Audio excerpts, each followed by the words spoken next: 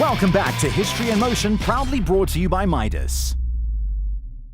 With wet and cloudy weather being the order of the day, the drivers were getting themselves prepared for the conditions in the Consolidated Auction Group Pre-84 Sports and GTs. We caught up with class newcomer Peter van Nieuwenhuizen with a stunning Ford Escort. This is the real Ford Zaxpeed Escort, Mark II from Broadway Ford, who used to race it in the 70s. The driver was Billy Maloney.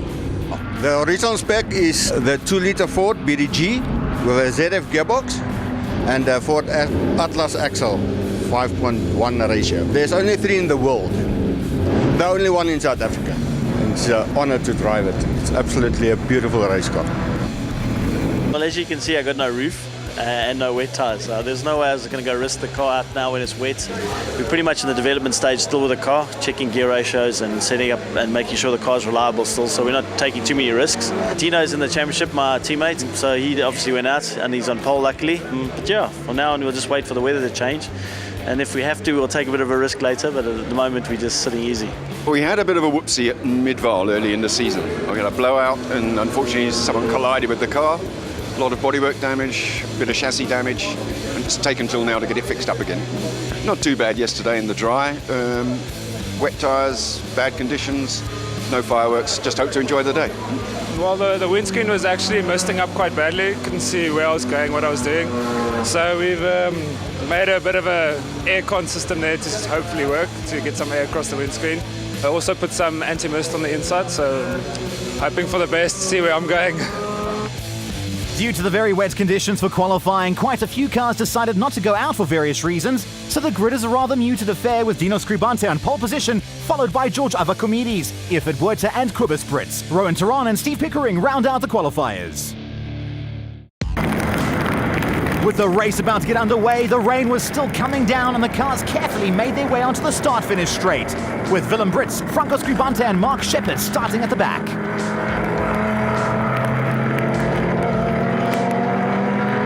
The lights go out and the field gradually accelerates towards turn 1. Everyone seems to be a bit cautious in the wet weather as they try to gauge the grip. Dino Scribante maintains the lead in his Porsche 911 RSR. He will be mindful of Franco Scribante coming through the field and he will want to pull out as much of an advantage as he can. The fish on the ocean basket Porsche 911 RSR of George Avakomides should be at home in all this wet weather as he tries to keep up with Scribante. Behind him, Ifrit Buerta has the orange and white Porsche 911 of Franco Scribante in his mirrors. Scribante takes the inside line on turn 3 and makes the pass. Buerta has no answer for the flying Porsche. Scribante goes in search of his cousin. Out of turn 9 and George Avakomides has his mirrors full of Franco Scribante's Porsche. Scribante braves the spray and ducks down the inside of Avakomides as they head towards Hilscorp.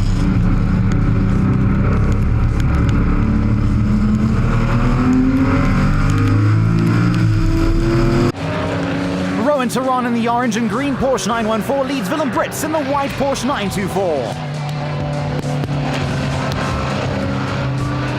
Into Hilscorp and Brits makes his move on Theron down the inside and he has the momentum and makes it stick.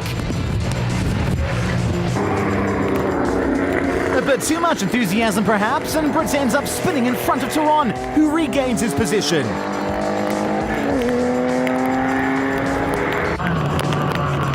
Franco Scribante has Dino Scribante in his sights and is pushing hard.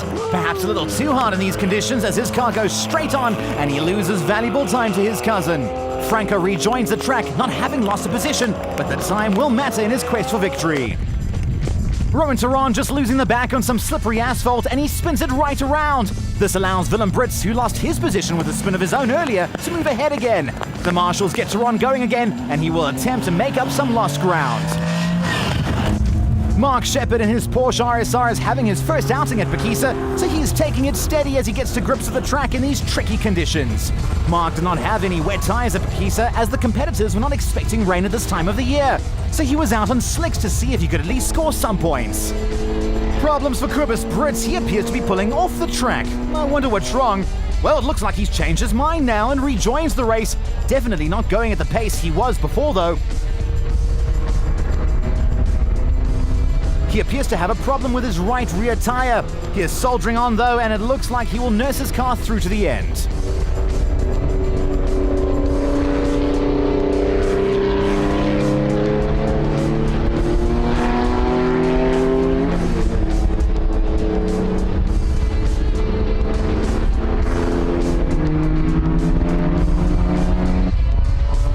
It looks like Willem Brits has had another spin in the track, and George Avacomedes has to find his way around. I'm sure Cobus Brits will be wondering what his son has got up to as he passes, but not for too long, as he has Rowan Theron right behind him and will want to keep it that way. Franco Scribante is still flying around the track and has set the fastest lap of the race so far of 1 minute 59.709 seconds, 3.5 seconds faster than Dino Scribante. It's Dino Scribante, though, who rounds the final bend first, sees the checkered flag, and takes a start-to-finish victory here in Race 1 of the Consolidated Auction Group Pre-84 Sports and GTs. Second place goes to Franco Scribante, 7.9 seconds behind him. George Avacomedes had a great race and came home in third place. Ifit Buerta finished fourth and took Class D honours. Cobus Brits hung on to take fifth place and took the Class E victory. Ifit Buerta and I had a good race in the beginning, and about halfway through the race I had a flat right rear, so I just limped through the rest of the race to finish the race. It's like racing on a skid pad. In the first two laps I actually did quite well. It was my first time here.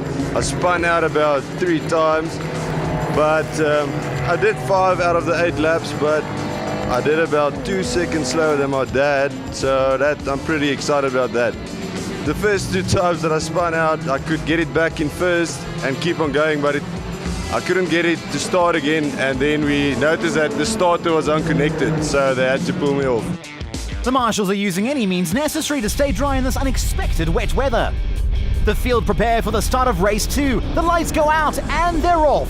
JP Brennan in the Tiga is starting at the back of the field in this development car, and he will be storming through the field for sure. After having some problems with his car between races, Franco Scribante is starting for the pit lane. We can expect him to come through the field as he did in race 1. Steve Pickering passes Brits. The drier conditions are changing the playing field, and Brits will have some work to do. Cobus Brits is doing his utmost to fend off the Tiga as they head towards the boot, but the superior power of the Tiga is no match for Brits as Brennan flies past.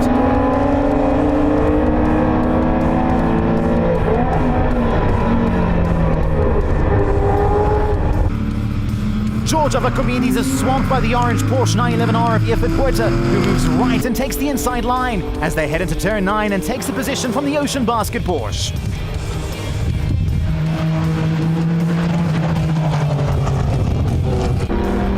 Cobus Brits has Steve Pickering nipping at his heels, but is pulling out every trick in the book to keep him behind.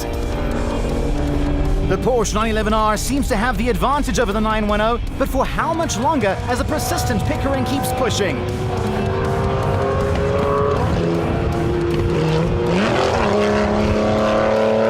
Heading into Giels Kop, he strikes and pushes past Brits to take the place.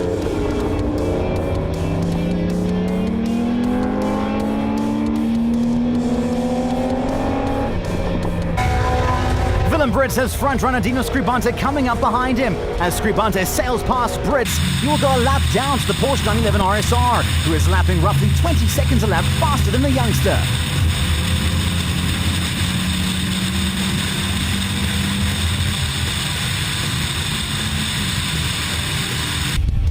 Dino Scribante is having a good day at Phakisa despite the weather and is proving to be a great all-round driver. His trusty Porsche 911 RSR helps his cause by being very reliable. Coming into turn 9, Mark Shepard has third-placed Ifit Buerta behind him, with George Avacomedes closely behind him in fourth place. Race leader JP Brennan is coming through at a rapid pace to close in on the trio. Heading into Giels Kop, he passes Shepard and lines up Avacomedes and Buerta.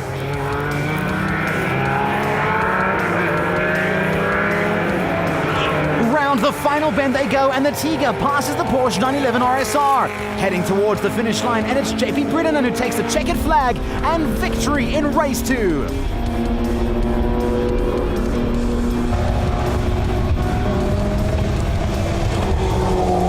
Dino Scribante rounds the final bend and will come home in second place, 35 seconds behind Brennan. Confirmation of the results then, and it was Bredenen who took overall victory and won the ISP class. Scribante came home in second place but took the Sports and GT honours. Ifrit Botha won Class D. George Avakomides took Class C victory with Kubus Brits taking Class E. In the overall championship, it's Kubus Brits leading Ifrit Botha by 7 points, so very tight at the top. It was really good. I wasn't comfortable with my tyres. I made a slight mistake. Ifrit got past and it was very difficult to pass him, but we had a really good race. I'm happy with the result. No, George was looked like an eagle coming down on a fly at some stages, but he gave me a good run for my money. I enjoyed the dice. I had a couple of good dices today, but George was one of the best ones actually. Well, obviously with the water we were worried because we didn't have any wets, but then just as we were pulling out to line up on pre-race, the ignition failed. So we had a bit of an electric problem. Just played with a few of the breakers, got it running. Did cut out me on the last lap. And actually, as I came into Park Fermo, but we seem to have found the problem now. So hopefully in the endurance race, we'll eliminate that issue.